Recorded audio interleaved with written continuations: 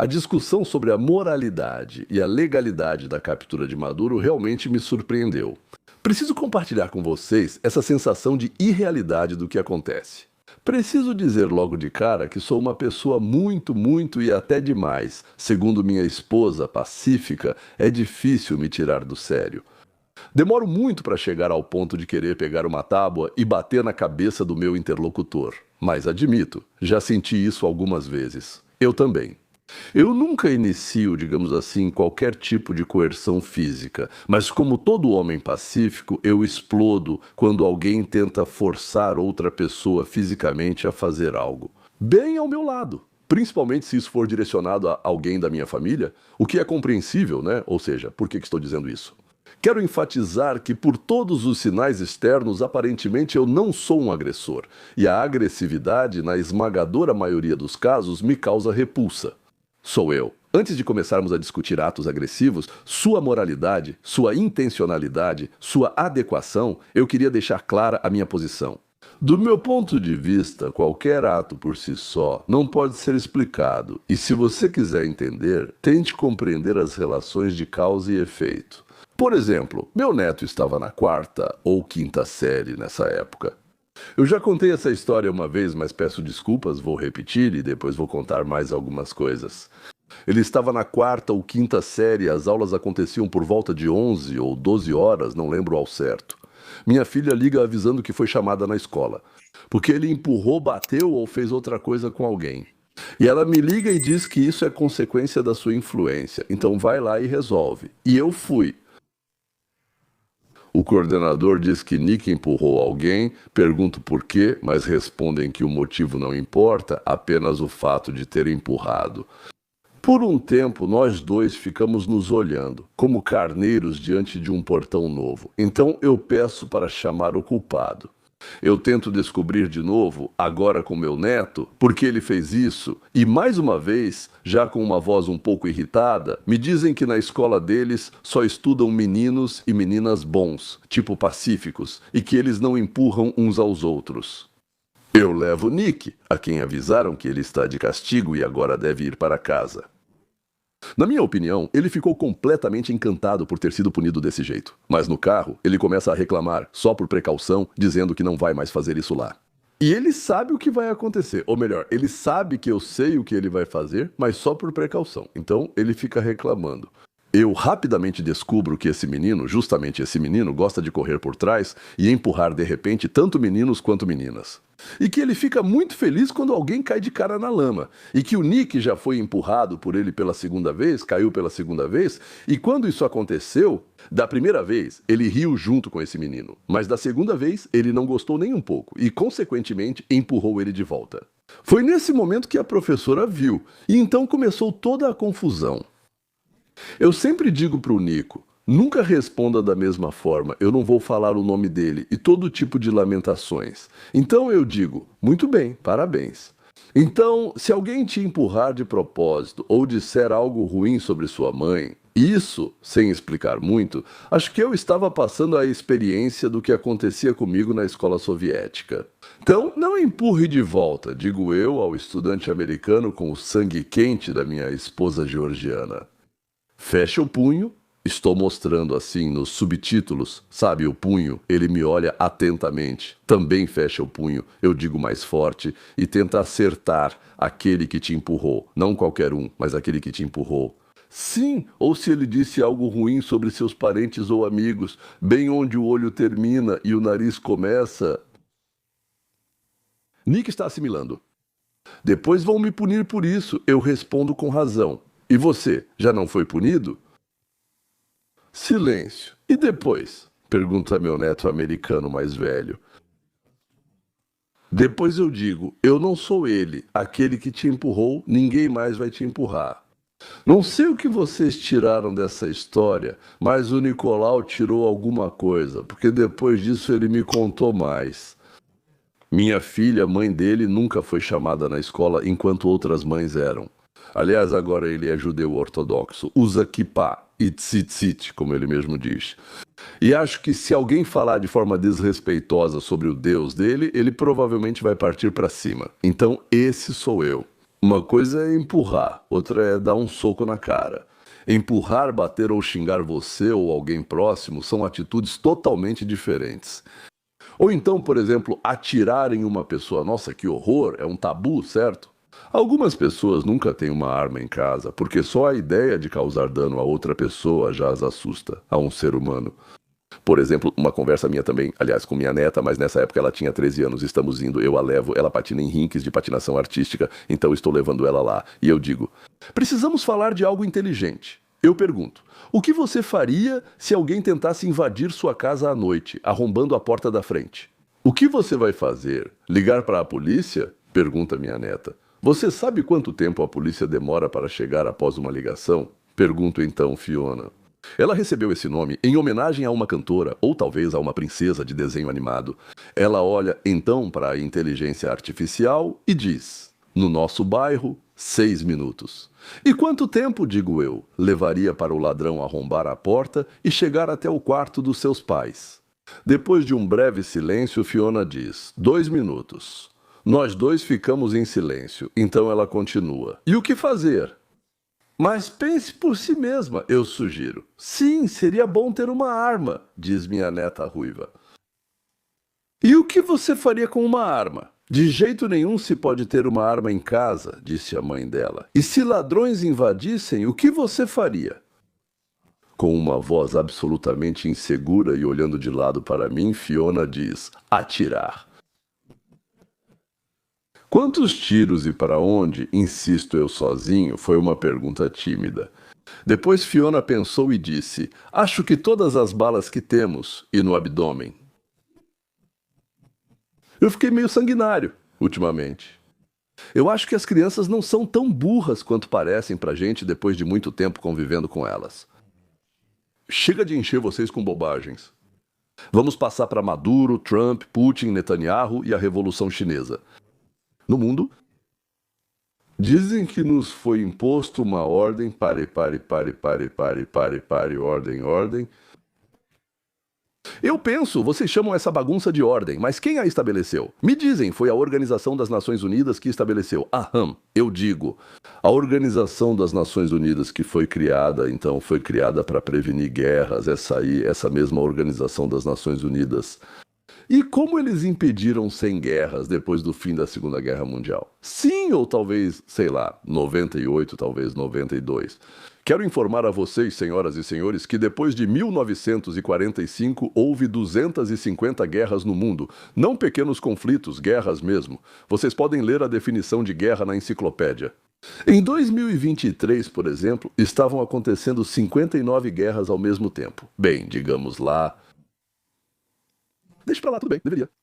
No final dos anos 40, a campanha coreana, no início dos anos 50, a argelina, a vietnamita, a árabe-israelense, a indo-paquistanesa, não havia indo-paquistanesas, a afegã, a latino-americana.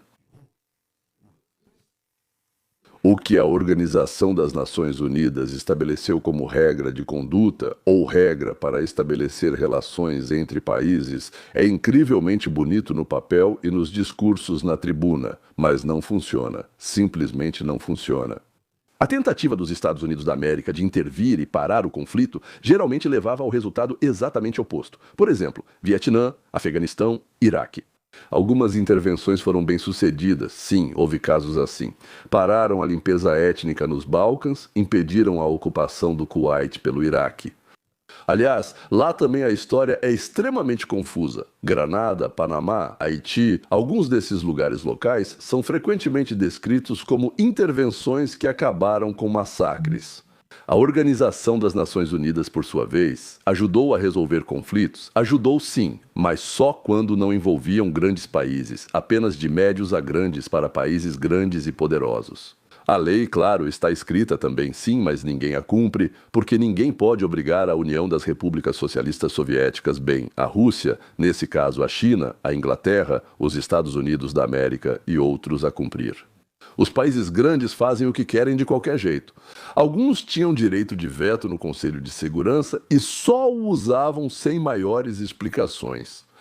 Então, existem aqueles para quem talvez a lei seja imposta, e existem aqueles que simplesmente não ligam absolutamente para a lei. Ninguém nem tenta, nem sequer tentam conversar com eles. Ou seja, essa coisa de lei, regras, é só enrolação. Você gosta desse tipo de legislação, onde você é obrigado, mas os saudáveis, fortes, armados até os dentes fazem o que querem? Eu sinceramente não gosto muito disso. Além disso, drogas são trazidas para o meu país e eu não consigo convencer o país de onde elas vêm a agir em conjunto para detê-las. Além disso, eu descubro que os vizinhos estão envolvidos e lucram com o fato de que jovens estão morrendo no meu país. Além disso, lá, os vizinhos também se reuniram. Quase todos os meus inimigos posicionam mísseis lá, podendo atacar rapidamente minhas cidades e aumentar o perigo para os moradores. Sim, além disso, a ajuda desse vizinho permite que meu maior inimigo roube cerca de 600 bilhões de dólares do meu povo por ano. Ou seja, isso é feito de uma maneira que vai contra o nosso acordo. Combinamos uma coisa, eles fazem exatamente o oposto e roubam, e eu não posso fazer nada, não posso mudar nada, a menos que eu pare o vizinho que está ajudando ele. Eu já disse 100 vezes para esse vizinho e para os inimigos que precisamos voltar ao comércio honesto. Bem, eles riem de mim baixinho, mas ao mesmo tempo prometem que logo tudo vai se resolver. Muito em breve vejo meu país, nosso povo, caminhando para a falência e uma queda brusca no padrão de vida. E as leis escritas por essa própria Organização das Nações Unidas me proíbem de buscar uma solução. Então, se eu agir de forma independente, serei ilegal ou fora da lei. Mas se eu obedecer às leis, meus filhos passarão do bem-estar para a pobreza. O país pode ser fisicamente tomado por inimigos ou comercialmente dominado por eles, e os habitantes se tornarão, de fato, escravos.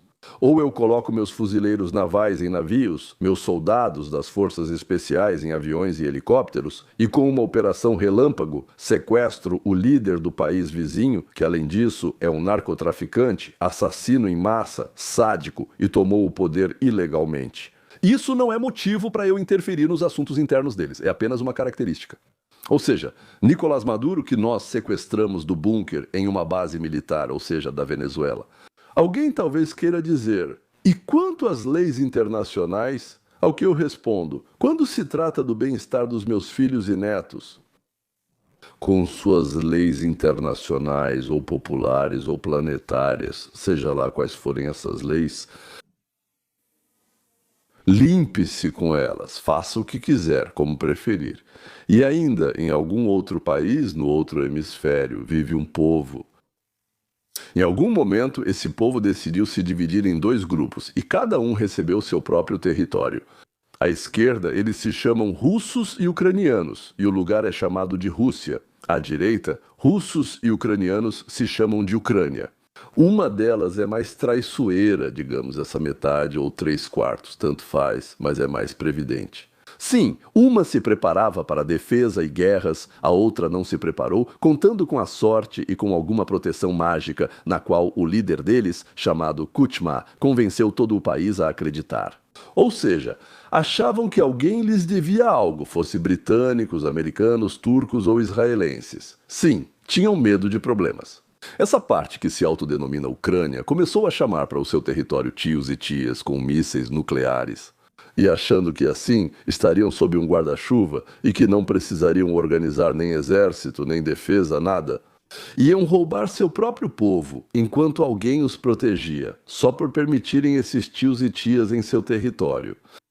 Os russos, ou a Rússia, não gostaram nada disso, ou melhor, não gostaram muito disso. E ela avisou a Ucrânia, ou seja, a outra metade do seu próprio país, que iria atacar e, portanto, não permitiria. É isso aí. Mesmo assim, a Ucrânia não formou exército nem produziu armamentos, acreditando ser conversa fiada, enquanto negociava a instalação de mísseis voltados para Moscou e São Petersburgo. Então a Rússia atacou e a Ucrânia começou a exigir dinheiro e armamentos da Europa e dos Estados Unidos, alegando que ela, a Ucrânia, estava nos defendendo, ou seja, defendendo o mundo inteiro. Durante toda essa guerra, os habitantes da Ucrânia, seus meios de comunicação e políticos, sem história, encenavam e espalhavam mentiras. Os americanos e a América eram criticados por darem pouco, mesmo tendo dinheiro e armamentos, mas não nos davam esses canalhas. A sociedade na Ucrânia foi levada a um nível de ódio tão grande contra a América porque ela deu pouco e, portanto, não salvou. O quê? E também porque a América não se vinga da Rússia pelo sacrifício deles e ainda conversa com os assassinos. O quê? Não. Provavelmente na Ucrânia. Nenhum meio de comunicação ou político deixou de repetir diversas vezes nos últimos 10 minutos o quanto odeia a América.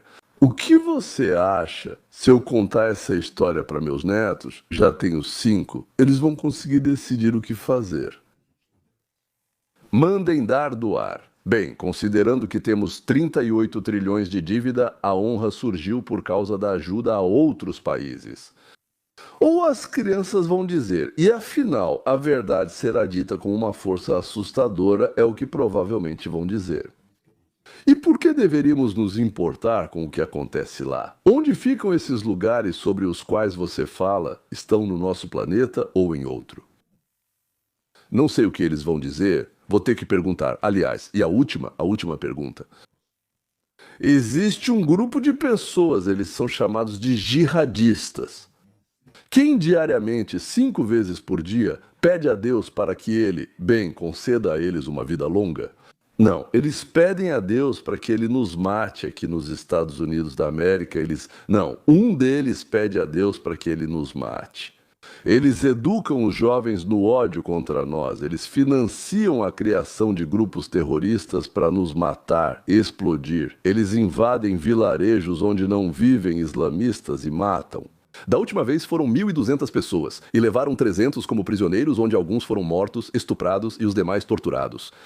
E a única razão pela qual eles não conseguem nos destruir é porque eles não têm uma arma capaz de fazer isso. E de repente descobrimos que nossos inimigos, conseguiram essa arma. E agora estamos justamente nesse estado, quando eles poderão matar 10, 20 milhões de nossos cidadãos. E sabemos que isso é verdade, e sabemos os lugares onde essa arma está sendo feita. Ela já está quase pronta, quase pronta. Sim, todas as nossas conversas com eles sobre isso, tipo, pessoal, o que vocês estão fazendo? Terminam com, em que vocês estão errados? Não, do que falam? Não, querem ver onde fazemos? Não podem entrar, não, de jeito nenhum. E isso 5 vezes ao dia. Bam, de joelhos. E morte América, Satã, Shaitan, sei lá. E pelas regras da Organização das Nações Unidas, não podemos enviar o exército para lá, nem mandar os comandos. E eles têm tudo profundamente debaixo da terra, está quase pronto. O que fazer, então? Agir dentro das leis internacionais e ser extintos ou ignorar essas regras inúteis, atacar, bombardear, destruir e até matar? Eu sei qual seria a resposta dos meus netos, tenho absoluta certeza disso, porque eles ainda não passaram pela correção política, não sabem o que é isso. E vocês, senhoras e senhores, o que acham? Então, meus queridos liberais inúteis, não venham me falar essas bobagens sobre alta moralidade. Escrevam a opinião de vocês. O que vocês pensam sobre tudo isso? Sim, sim, até a próxima.